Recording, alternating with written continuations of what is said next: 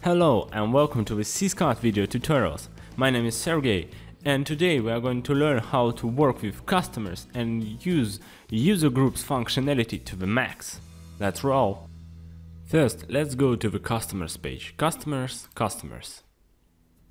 Let's take a closer look at it. Here we have 6 columns. They serve not just as delimiters, but as sortings too, so you can sort out your customers by name, email, ID and other things. At the right side we have a search bar. You can search your customers by name, company, email or use advanced search. Other things. Plus button adds a new user. Gear button allows you to export selected users. Just choose your user and click export or delete selected. By the way, selected users will be exported in a CSV file that helps you to edit or add new customers quickly and effectively. Okay, by the way, speaking about gear buttons, there is a small gear button specifically for customers. Okay, here you can view all orders of this customer. Whoa, lots of orders by the way. You can act on behalf of a customer. What does it mean? So you sign in as a customer and then you can look through the products, search for the products, buy new products, yes, add them to cart and proceed to the checkout. It is useful when you have a phone order and you need to create an order for your customer, and it's also very useful for testing. So you can see how your store looks in the eyes of a customer. Now let's go back. What else? Points. Here you can take a look at the reward points of your customer. Edit the profile. You can also just click the name of a customer and edit and delete the customer from the store. I think that's clear. Now let's take a look at the customer settings. Here we have 2 tabs. General tab and User Groups tab. User account information, email, password, status, account type, customer administrator, tax exempt, language, so you can exempt this customer from the taxes if you wish. Languages, billing address, shipping address. Okay, profile fields. First name, last name, they can be the same or they can be different. If they are different, you just click no and enter the appropriate information. Okay, by the way, speaking about billing address and shipping address, you can change these fields, I mean first name, last name, phone and others, if you go to administration, profile fields. Here you can choose what fields will be shown and what fields will be required in the profile and in the checkout. You can add contact information in the profile and make it obligatory, and the same thing can be applied to the checkout process if you wish. The same thing applies to the billing address and shipping address. When billing address and shipping address perimeters are the same, they come together, as you have seen previously.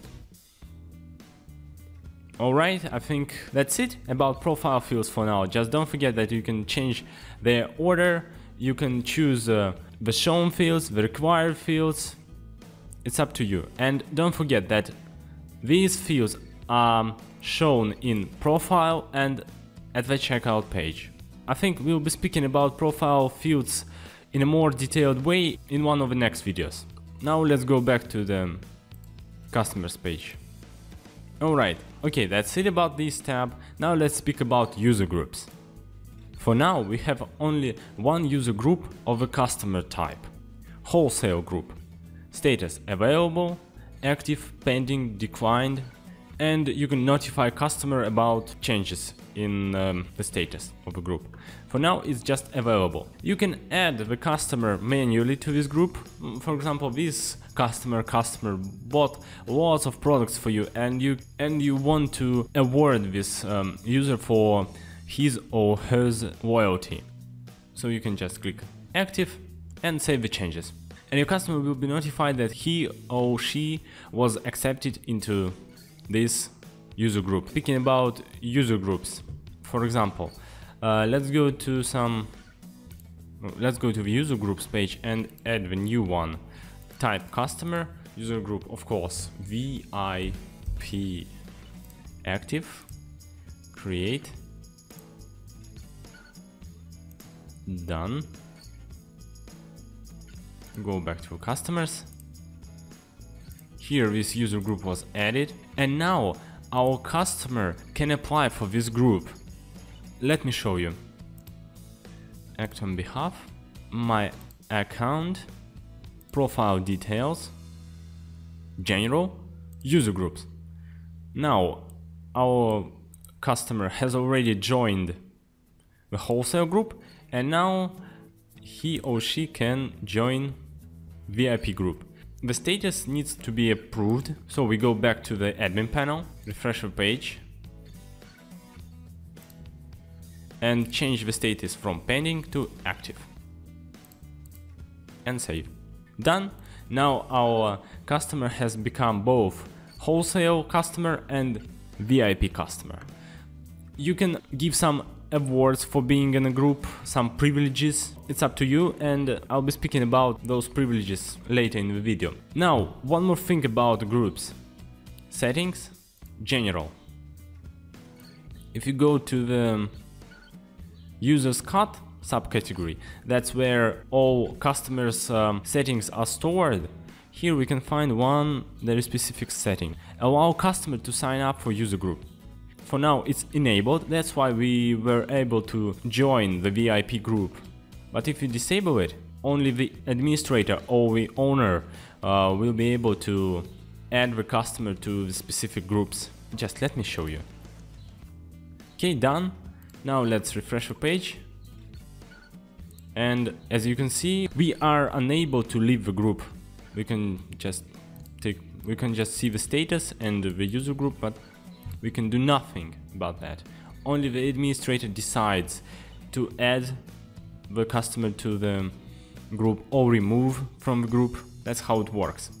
Speaking about settings, I would like to mention two more settings. Administrator must activate new user accounts.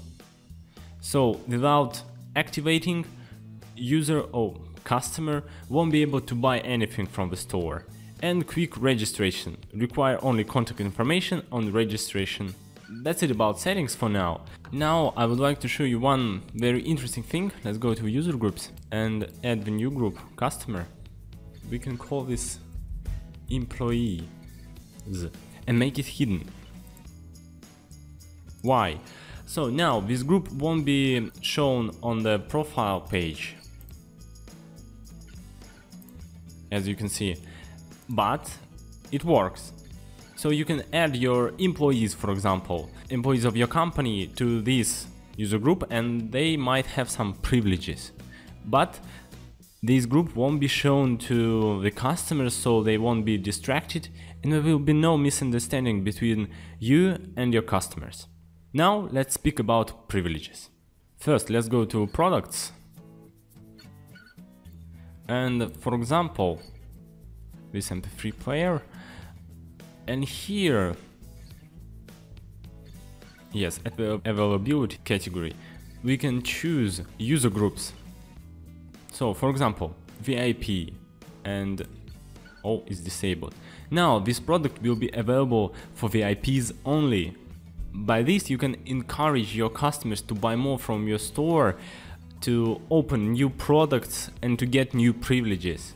Okay, let me show you another example, because it's strange to disable products for some customer groups, and it doesn't always work. Quantity discounts, yeah. For example, quantity 5 and value now 200. User groups, not all, but for wholesale group only. So now the customers in wholesale group, after buying 5 MP3 players, will get a discount.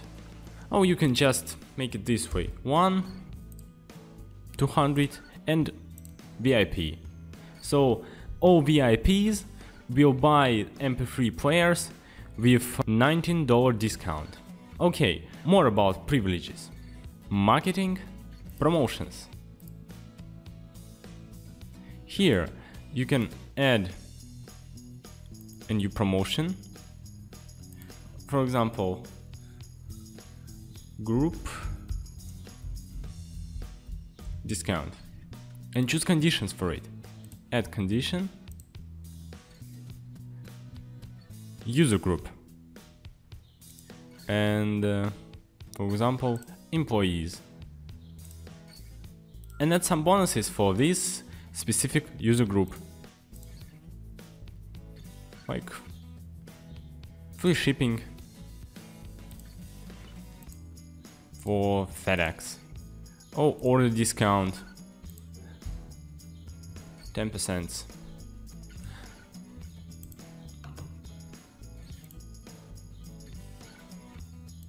Okay, that's how you can add new privileges for your customer groups by using promotions. Now, one more thing, website pages.